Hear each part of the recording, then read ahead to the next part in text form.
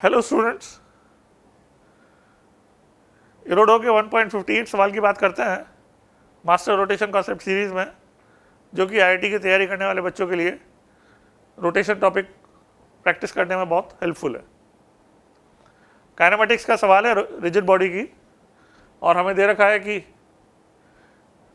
Omega naught की constant angular velocity से horizontal axis के अबाउट बॉडी टर्न कर रही है,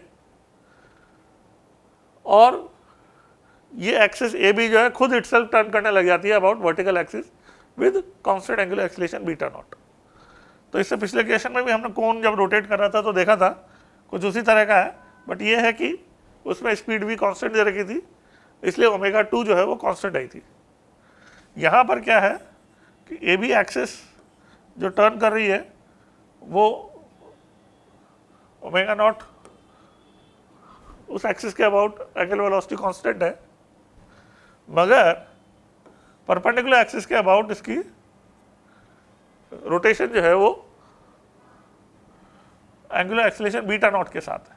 इसका मतलब ओमेगा 1 इसे बोलो यदि हम, तो ओमेगा 2 जो है वो कांस्टेंट नहीं है, ओमेगा 2 बीटा नॉट टी हो जाएगा। ये एंगुलर एक्सीलरेशन है बीटा नॉट।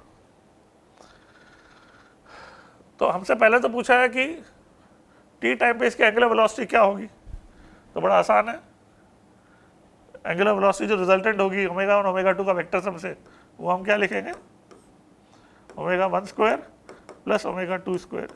ये टी टाइम पे इसकी एंगुलर वेलोसिटी हो जाएगी, तो omega not square plus beta not T whole square, और यदि ओमेगा नॉट इसमें कॉमन निकाल लें तो बन जाएगा 1 plus beta not T upon omega का नॉट का होल स्क्वायर।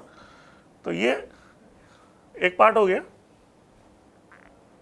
दूसरे पार्ट में पूछा है इसका एंगुलर एक्सीलरेशन टी टाइम पे क्या होगा।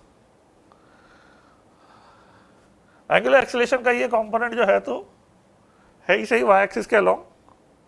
हमारा एंगुलर एक्सीलरेशन का एक कंपोनेंट जो है वो बोर्ड के प्लेन के अंदर होगा, जो कि इस एक्सिस के रोटेशन की वजह से आएगा। ये ओमेगा 1 जो है ये टर्न कर रही है, और टी टाइम पे ये टर्न करने की रेट इसकी ओमेगा 2 होगी। तो एक एक्सेलरेशन जो हम टॉप व्यू से देखेंगे वो इस डी फाई एंगल को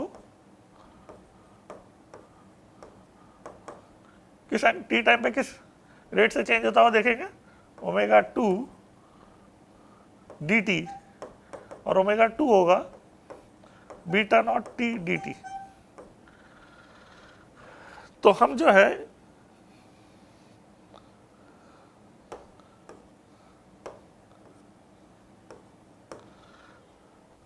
एंगुलर एक्सीलरेशन एक बीटा नॉट हमारे पास है वो एक्सिस के अलोंग, एक जो बोर्ड के प्लेन के अंदर जाती है एक्सिस के अलोंग एंगुलर एक्सीलरेशन का कंपोनेंट होगा, वो हम ओमेगा 1 इंटू डी फाई से लिखेंगे।